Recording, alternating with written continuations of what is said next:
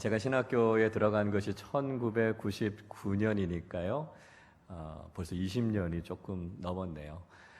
우리 교단 신학교인 장로인 신학대학교가 들어가기가 그렇게 어렵습니다. 지금도 상당히 어렵지만 제가 들어갈 때는 지금보다 조금 더 어려웠습니다. 그래서 입학 정원이 210명이었는데요. 제가 들어갈 때 지원자들이 한 1,500명, 1,600명 이 정도 됐습니다. 정기 동기 목사님 중에는 11수하고 들어오신 분 계셨고요. 7수, 8수 만에 들어오신 분들도 여러 분 계셨습니다. 그만큼 우리 교단 신학교가 좋은 목회자들을 배출하고 있다는 것이고요. 또 우리 교단 신학이 그만큼 건강해서 한국교회에 좋은 영향력을 미치고 있다 하는 증거이기도 할 것입니다. 신학교 입학할 때 필기시험도 어려웠지만 이 면접시험이 까다롭기로 아주 유명했습니다. 실력들이 다들 비슷비슷하니까요. 면접을 좀 까다롭게 해서 이 신앙과 성품이 아주 훌륭한 분들을 이렇게 선별하려고 한 거죠. 그래서 아무래도 이제 한국교회 지도자들로 서셔야 되는 분들이니까 영성에 있어서 성품에 있어서 정말 손색 없는 분들을 세우기 위해서 학교가 노력을 많이 했습니다. 그러다 보니까 면접과 관련된 에피소드들이 많았습니다. 근데 교수님 한 분은요, 늘 이런 질문 하시는 분이 있으셨어요. 지원자들 중에 아직 가족들이 예수를 안 믿는 분들이 있으면 왜 가족들 전도하지 않았느냐고 대놓고 면접 때 호통을 치셨습니다. 아니, 목사가 되겠다는 사람이 가족도 전도하지 못하고 무슨 목회를 하느냐고 얼마나 야단을 치시는지 모릅니다. 그래서 신대원 3년 졸업하기 전에 하나님 앞에서 각서 쓰라는 거예요. 무조건 가족들 전도한다. 이거 안 쓰면 다 불합격이다. 이렇게 이야기하셨습니다. 그러니까 얼마나 마음에 상처가 되겠습니까? 이 면접 대상자에게는 굉장히 곤혹스러운 질문이었죠. 여러분, 우리가 믿지 않는 가족들이 우리 주변에도 있죠. 그래서 가족들을 우리가 전도하지 않으려고 한 게 아니고요. 가족들을 전도하려고 하지만 가족들을 전도하는 것이 생각만큼 그렇게 쉽지 않다는 걸 우리가 경험하게 됩니다. 사랑하는 가족들이니까 이 가장 소중한 천국의 복음 우리가 제일 먼저 우선적으로 전하지 않습니까? 그런데 가족들이 복음을 받아들이지 않는 경우들이 여전히 많이 있습니다. 평생 함께 살아가면서 교회 한번 같이 가는 것이 그렇게 소원이라고 이야기하는데 들은 척 만척 수십 년을 그냥 그렇게 있는 배우자들이 있죠. 사랑하는 부모님들이 이제 얼마나 더 사실까 싶어서 빨리 교회에 가셨으면 좋겠는데 여전히 마음의 문이 열리지 않는 경우들이 있습니다. 자녀들이 어릴 때는 그래도 곧잘 부모님 손잡고 교회를 잘 다녔는데 자녀들이 크면서 교회와 신앙을 떠나버린 경우들도 있죠. 오히려 다른 사람들이라면 우리가 좀 쉽게 복음에 대해서 이야기할 텐데 가족들이라서 더 어려운 경우가 있습니다. 전도하고 복음 이야기하면 관계가 더 냉랭해지기도 하고요. 때로는 그것 때문에 다툼이 일어나기도 하니까 참 가족들 전도하는 게 그렇게 쉽지가 않습니다. 그런데 웨스트민스터 신학대학원 대학교의 김선일 교수가 이런 이야기를 합니다. 전도에 있어서요, 외국의 사례하고 우리나라 사례하고 아주 중요한 차이가 있다는 겁니다. 외국의 경우는 가족들이 전도해서 예수를 믿게 되는 비율이 한 25% 정도 된다 그래요. 그런데 한국에서는요, 40%가 넘는다 그럽니다. 특히 미국이나 영국 같은 데서는 부모님을 통해서 자녀들이 교회를 나오고 예수를 믿게 되는 경우가 거의 없다는 거예요. 그런데 한국의 경우는 15%가 넘는다는 거죠. 그러니까 특별히 한국 교회 안에서 이 가족 전도라고 하는 게 얼마나 효과적인가, 또 얼마나 중요한가 하는 것을 우리가 알게 된다는 것입니다. 가족 전도 이야기할 때 또 한 가지 중요한 주제가 있어요. 그건 결혼 문제입니다. 결혼이 임박한 우리 청년들이나 또 부모님들이 가끔 결혼에 대해서 이렇게 상담을 해 오실 때가 있습니다. 그 중에 굉장히 중요한 질문 가운데 하나가 믿지 않는 배우자와의 결혼 문제 어떻게 해야 됩니까? 이런 질문 하십니다. 저도 결혼 주례나 면담을 꽤 많이 했기 때문에 그런 경우들을 자주 보게 되는데요. 사실 대답하기가 그렇게 쉽지 않습니다. 상황들이 다 달라요. 그리고 당사자들에게는 이게 인생이 걸린 문제 아닙니까? 그러니까 대답해 주기가 쉽지가 않습니다. 그런데 저는 이 문제에 대해서 분명한 한 가지 원칙을 가지고 있습니다. 여러분들에게도 도움이 되실 것 같아서 제가 말씀을 드리는데요. 그 원칙은 뭐냐 하면 결혼은 전도라기보다는 동역이 바람직하다 하는 겁니다. 자, 무슨 말씀인가 하면 믿지 않는 배우자를 만나서 일평생 그 한 사람 전도하기 위해서 우리가 시간을 보내는 것보다는 믿는 배우자를 만나서 믿음의 가정을 이루고 행복한 믿음의 가정을 통해서 다른 사람들을 전도하는 것이 더 바람직하다는 것이죠. 그런 의미에서 결혼은 전도이기보다는 동역이 바람직하다는 것입니다. 이 말씀에 담겨져 있는 중요한 의미는요, 결혼에 있어서 가장 중요한 우선순위는 신앙이 돼야 된다는 겁니다. 그래서 우리가 이 신앙이라고 하는 가치, 기준을 결코 잊어버려서는 안 된다라고 하는 것이죠. 자, 그런데 현실적으로는 믿지 않는 형제, 자매들과 교제를 하고 결혼을 앞두고 있는 분들이 있습니다. 그러면 저는 이런 다짐을 받습니다. 이 한 사람 전도하고 구원하기 위해서 평생을 바칠 각오가 되어 있으면 결혼해라, 이렇게 이야기합니다. 여러분, 이건 과장이 아닙니다.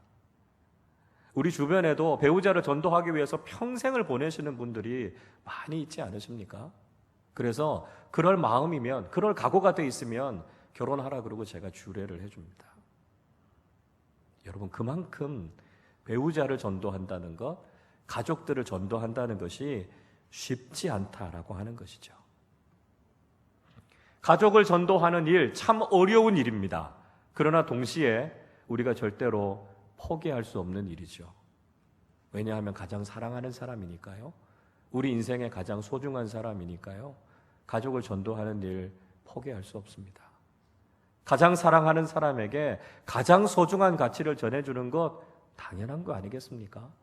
사랑하는 가족들과 영원토록 하나님 나라에서 그 영생의 축복을 누려야 하지 않습니까? 그러니까 힘들어도 포기할 수 없습니다. 그러나 현실은 참 어려운 것이 사실이라는 거죠.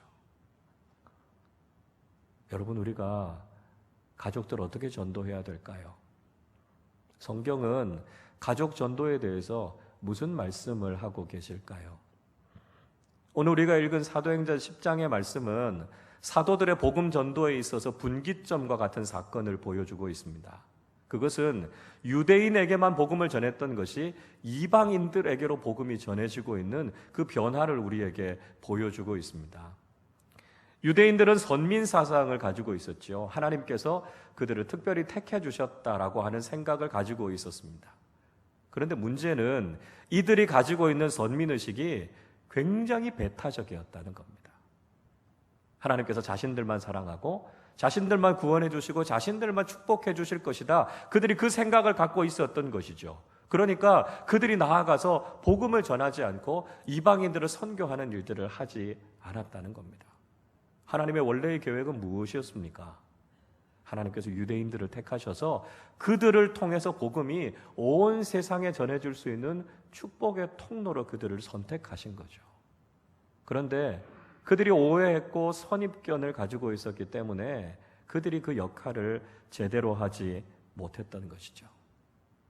자, 그런데 오늘 본문을 통해서 이 베드로와 고넬료를 통해서 그 선입견이 깨지고 있습니다. 그리고 예수 그리스도의 복음이 얼마나 많은 사람들에게 전해지고 있는가 하는 것을 잘 보여주고 있습니다. 오늘 이 사건은 베드로에게도 굉장히 중요한 사건이었고요. 고넬료에게도 굉장히 중요한 사건이었습니다. 오늘 우리는 고넬료의 입장에서 이 말씀을 좀 함께 생각해 보려고 합니다. 자, 고넬료라고 하는 사람, 어떤 사람이었습니까? 오늘 본문 1절 말씀을 우리 같이 한번 읽어보겠습니다. 가이사랴에 고넬료라 하는 사람이 있으니 이달리아 부대라 하는 군대의 백부장이라. 고넬료라고 하는 사람, 가이사랴라고 하는 항구 도시에 파견을 나와 있었던 로마 군대의 장교였습니다. 그러니까 고넬료는 지배국의 군인이었죠. 힘과 권력을 가지고 있는 사람이었습니다. 그러니까 사실 이 고넬료라고 하는 사람이 신앙을 가지기는 굉장히 어려웠을 겁니다. 그는 이방인이었고요. 세상적으로 의지할 수 있는 것도 많은 사람이었습니다. 그러니까 그런 고넬료가 신앙을 가지기에는 그의 환경이나 상황이 그렇게 좋지 않았다는 것이죠. 우리가 가족들에게 복음을 전하려고 할 때 우리의 가정도 상황이나 형편이 그렇게 좋지 않을 수 있습니다. 가족들 중에 예수 믿는 사람들이 많이 있어서 그냥 자연스럽게 신앙을 접할 수 있는 상황이 되면 참 좋지요. 명절이나 기일이 되면 우리 예배 드리자 그러면 흔쾌히 다 따라와 주면 얼마나 좋겠습니까? 그러나 우리 가족들 중에 예수 믿는 사람은 거의 없고요. 집안 행사를 할 때도 예배는커녕 기도 한번 하기도 쉽지 않은 상황들이 있습니다. 우리 가족들 중에는 다른 종교에 깊이 빠져 있거나 심지어는 이단과 사이비에 빠져 있는 사람들이 있습니다. 그래서 예수님 이야기, 복음 이야기하면 그냥 얼굴이 붉어지고요. 자칫하면 다툼이 일어날 수도 있는 상황이 될 수 있다는 거죠. 고넬료가 처해 있는 상황처럼 우리 가정도 복음을 받아들이고 예수를 믿기 그렇게 좋지 않은 상황 속에 있을 수 있다는 것입니다.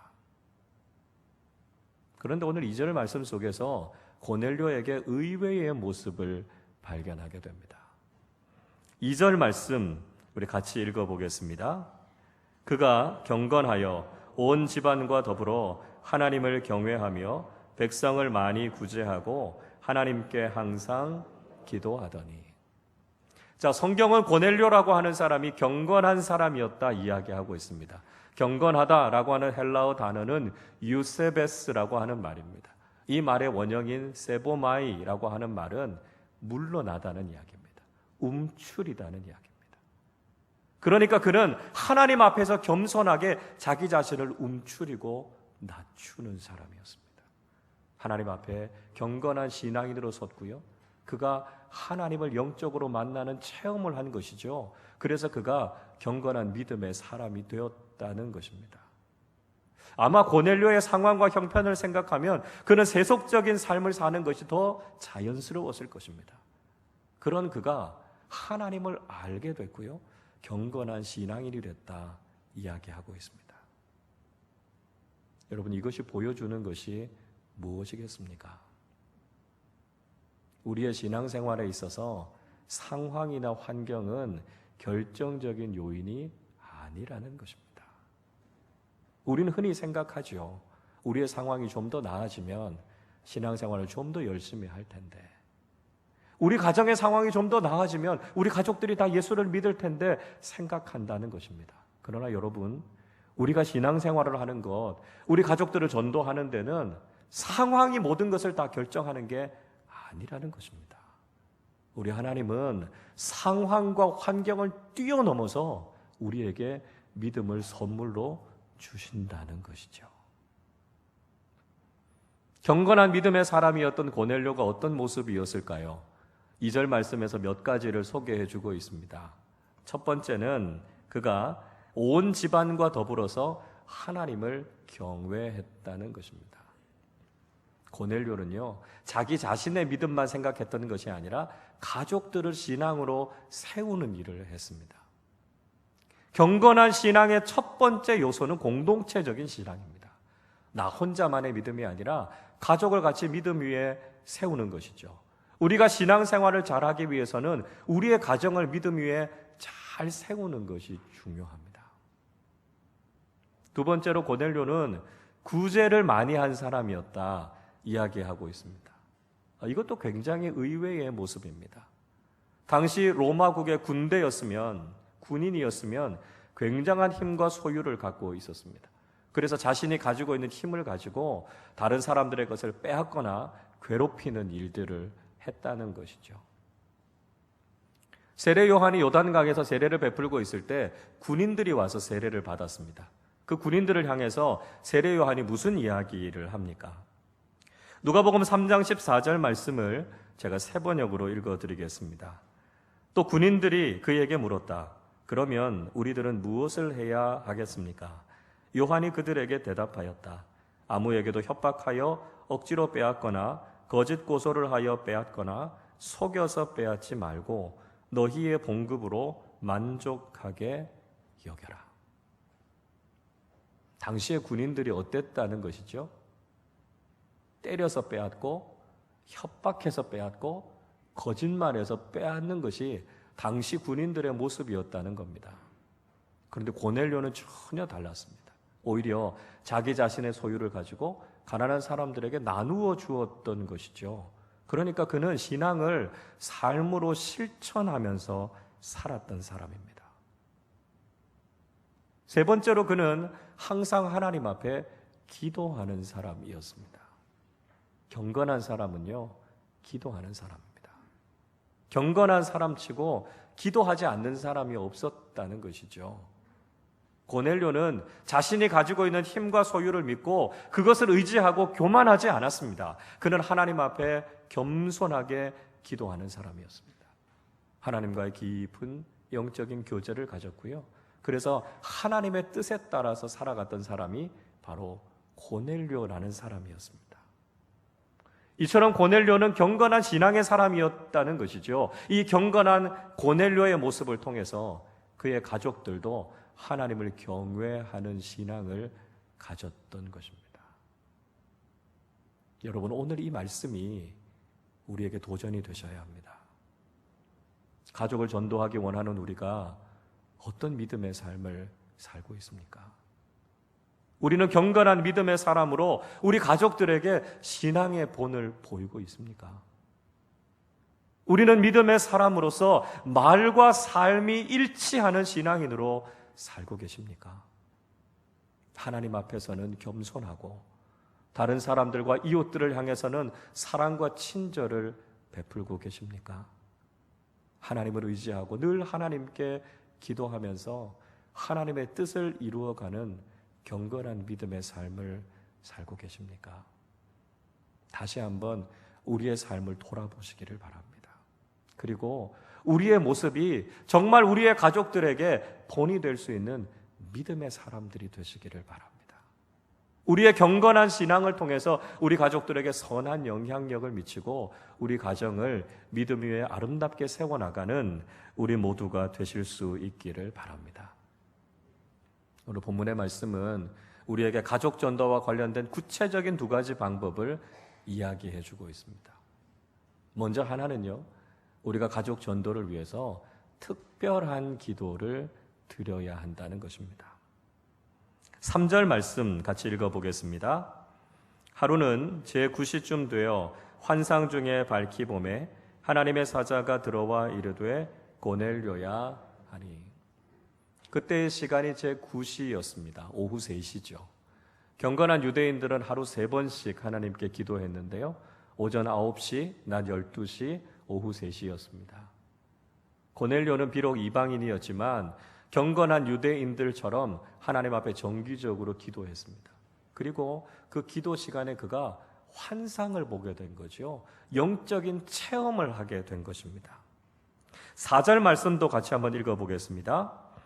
고넬료가 주목하여 보고 두려워 이르되 주여 무슨 일이니까?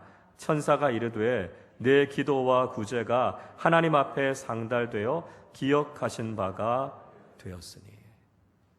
고넬료가 드렸던 기도, 고넬료가 드렸던 구제가 하나님께 상달됐다는 것입니다. 그러니까 고넬료의 기도 생활, 고넬료의 신앙 생활을 하나님께서 응답해 주셔서 그의 삶에 특별한 영적인 체험을 허락해 주셨다는 것이죠. 여러분, 이처럼 가족들을 전도하는 데는 특별한 기도, 특별한 신앙이 필요하다는 것을 알 수 있습니다. 안산에서 목회를 잘하시고 은퇴하신 목사님이 가족들을 전도하신 간증을 한번 들려주신 적이 있습니다. 가까운 가족들, 친척들 대략 한 5, 60명 정도 되시는데 한 분도 예수를 안 믿었다는 거예요. 그래서 매일같이 40년 동안 가족들의 이름을 불러가면서 그 영혼의 구원을 위해서 기도하셨다는 겁니다. 얼마나 많이 기도하셨는지 그 5, 60명 이름이요 끊이지 않고 그냥 줄줄줄줄 입에서 나올 정도로 그렇게 열심히 기도하셨다는 겁니다. 그렇게 40년을 기도했는데 아직도 그 중에 4사람은 예수를 믿지 않는다는 거죠. 그러니까 그만큼 가족 전도가 어렵다는 겁니다. 그 중에서 큰형님을 전도하신 에피소드를 이야기하셨는데요, 큰형님이 꿈을 꾸시고 교회를 나오셨다는 겁니다. 그러니까 이 목사님이 얼마나 많이 기도를 하셨는지 꿈에 하나님께서 그 형님을 찾아가신 겁니다. 그래서 이게 무슨 일인가, 그 다음날 형님이 이 목사님을 찾아오시고 그래서 이 목사님이 복음을 전하셔서 예수를 영접하게 되셨다는 겁니다. 큰누님 전도하신 이야기도 하셨는데요, 큰누님이 거의 보살이었답니다. 33년 동안 그렇게 불교에 심취해 있었던 분이었는데 그 오랜 기도를 통해서 결국 모든 생활 다 청산하시고 예수를 믿게 됐다는 거죠. 여러분, 가족들을 전도하는 데는 이런 특별한 기도가 필요합니다. 기도하지 않으면 전도할 수 없습니다. 평범한 기도, 한두 번 하는 기도로 안 된다는 거죠. 우리가 간절하게 하나님 앞에 특별하게 기도해야 된다는 것입니다. 그 기도를 통해서 하나님께서 역사하시도록, 그 기도를 통해서 하나님께서 응답하시도록 가족들의 영혼을 위해서 간절하게 기도할 때 하나님께서 응답해 주시고 가족 구원의 역사를 이루어 주실 줄로 믿습니다. 여러분, 가족 구원이 항상 1순위의 기도 제목 아닙니까? 그러나 시간이 오래 지날수록 우리의 기도가 점점 더 흐지부지해져 갑니다. 여러분, 포기하셔서는 안 됩니다. 하나님의 특별한 응답이 있기까지 가족들의 구원을 위해서 계속해서 기도하는 우리 모두가 되실 수 있기를 바랍니다. 자, 또 다른 하나는요, 영적 지도자들의 도움을 구하시라는 것입니다. 5절 말씀 같이 읽어보겠습니다. 내가 지금 사람들을 욥바로 보내어 베드로라 하는 시몬을 청하라. 하나님의 사자가 고넬료에게 이야기합니다. 지금 욥바라고 하는 곳에 가서 베드로라고 하는 사람을 모시고 와라 이야기하고 있습니다. 고넬료가 경건한 믿음의 사람이었지만 그는 예수 그리스도의 복음에 대해서는 잘 알지 못했습니다. 그래서 베드로를 통해서, 영적 지도자를 통해서 하나님의 진리와 복음이 무엇인지를 깨달아야 할 필요가 있었던 것이죠. 그래서 그 가족들이 다시 한번 복음 위에 든든히 서야 했던 것입니다. 그래서 그는 하인들과 경건한 부하를 욥바로 보내서 베드로를 데리고 오게 되죠. 여러분, 이 속에서 우리는 중요한 교훈 한 가지를 발견하게 됩니다. 우리의 힘만으로는 가족들을 전도하기가 쉽지 않다는 것입니다. 가족 전도는요, 협력 사역이 필요합니다. 그래서 구원받아야 될 가족들의 이름을 우리 교회 중보기도에 함께 내놓으시고요, 함께 기도해야 합니다. 그리고 교역자들, 영적 지도자들의 도움을 통해서 가족들에게 복음을 전할 수 있는 기회를 가져야 한다는 것이죠. 잘 훈련된 교역자들과 전도팀들을 통해서 복음을 들을 수 있는 기회와 상황을 만들어 주셔야 된다는 거죠. 그 상황을 통해서 성령께서 역사하시고 우리 가족들의 마음 문을 하나님께서 열어주신다는 것입니다. 여러분이 하실 것은 가족들을 모아놓고 복음을 들을 수 있는 기회와 상황을 만드시는 겁니다. 오늘 본문 뒤쪽에 있는 24절은 이렇게 말씀합니다. 이튿날 가이사랴에 들어가니 고넬료가 그의 친척과 가까운 친구들을 모아 기다리더니 이야기합니다. 고넬료가 친척들과 친구들을 모아놓고 기다리고 있었습니다. 그리고 베드로를 청해와서 베드로를 통해서 예수 그리스도의 구원의 복음이 무엇인지를 들었습니다. 그 속에서 성령께서 역사해 주셔서 그들의 마음 문이 열리게 된 것이죠. 47절은 이렇게 말씀합니다. 이에 베드로가 이르되 이 사람들이 우리와 같이 성령을 받았으니 누가 능히 물로 세례 베풀음을 금하리요 하고, 그 자리에 있는 사람들이 복음을 들었을 때 성령이 임하셨던 거죠. 그리고 그들이 세례받고 예수 믿게 됐습니다. 영적 지도자들의 도움과 성령의 역사하심을 통해 놀라운 구원의 역사가 일어나게 됐던 것입니다. 여러분, 사랑하는 가족들을 전도하는 것 참 어려운 일이지만 절대로 포기할 수 없는 일입니다. 우리에게 가장 소중한 사람들이기 때문에, 우리가 가장 사랑하는 사람들이기 때문에 가장 가치 있는 복음을 나누는 일, 우리가 절대로 멈추지 말아야 한다는 것이죠. 그러나 쉽지 않습니다. 어렵습니다. 고넬료처럼 우리가 경건한 믿음의 삶의 본을 보여서 우리 가족들에게 신앙인의 삶이 무엇인지를 보여주어야 한다는 것이죠. 우리를 통해서 우리의 가정이 믿음 위에 서기 위해서 우리는 계속해서 기도하고 그 일에 헌신해야 한다는 것입니다. 여러분, 그러나 우리의 힘만으로는 역부족입니다. 우리가 하나님 앞에 무릎을 꿇어야 합니다. 특별한 기도로 하나님 앞에 나아가셔야 합니다. 성령께서 역사하시고 놀라운 영적인 체험을 통해서 우리 가족들이 주님 앞으로 돌아오는 놀라운 역사와 기적들이 일어나야 한다는 것이죠. 교회의 기도를 요청하고 영적 지도자들의 도움과 성령의 역사하심을 통해서 굳게 닫혀있던 우리 가족들의 마음의 문이 열려져야 한다는 것입니다. 어둠의 영들이 떠나가고 예수 그리스도를 영접할 수 있는 마음이 될 수 있도록 우리가 계속해서 노력하고 기도해야 한다는 것이죠. 가족 전도 참 어려운 일이지만 하나님께서 우리에게 힘 주시고 함께 하실 때 귀한 열매 맺게 될 줄로 믿습니다. 가장 사랑하는 가족들에게 가장 소중한 복음을 나누고 우리의 가정이 믿음 위에 든든히 서서 믿음의 놀라운 축복을 경험하는 우리 모두의 가정이 되시기를 주님의 이름으로 축원합니다. 기도하겠습니다. 하나님 아버지, 감사합니다. 예수 그리스도의 복음으로 저희를 구원하여 주시고 믿음의 놀라운 축복을 경험하게 하시니 감사합니다.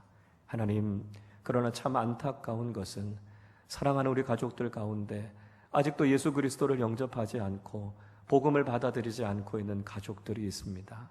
참 오랜 시간 기도했는데, 그렇게 간절하게 복음을 전했는데 여전히 변화되지 않고 예수를 믿지 않는 가족들을 보면서 참 답답하고 안타까운 마음들이 많습니다. 하나님, 그러나 구원의 역사는 내 힘으로 되는 것이 아니라 하나님께서 이루실 줄로 믿습니다. 낙심하지 않고 포기하지 않고 다시 한번 가족 구원을 위해 간절하게 기도하게 하시고 성령께서 역사하여 주셔서 가족들을 구원하시는 하나님의 놀라운 은혜를 경험하게 하여 주시옵소서. 고넬료와 같은 경건한 믿음의 사람으로 우리가 신앙의 본보기를 보이게 하시고 그를 통해 우리 가족들에게 선한 영향력이 미쳐지게 하여 주셔서 우리 가족들 한 사람도 빠짐없이 구원받는 은혜가 있게 하여 주옵소서. 우리의 가정이 하나님을 경외하는 가정으로 든든히 서서 믿음의 복을 누리며 하나님 앞에 영광 올려드리는 믿음의 가정들 다 되게 하여 주옵소서. 감사드리며 우리 주님 예수 그리스도의 이름으로 기도하옵나이다. 아멘.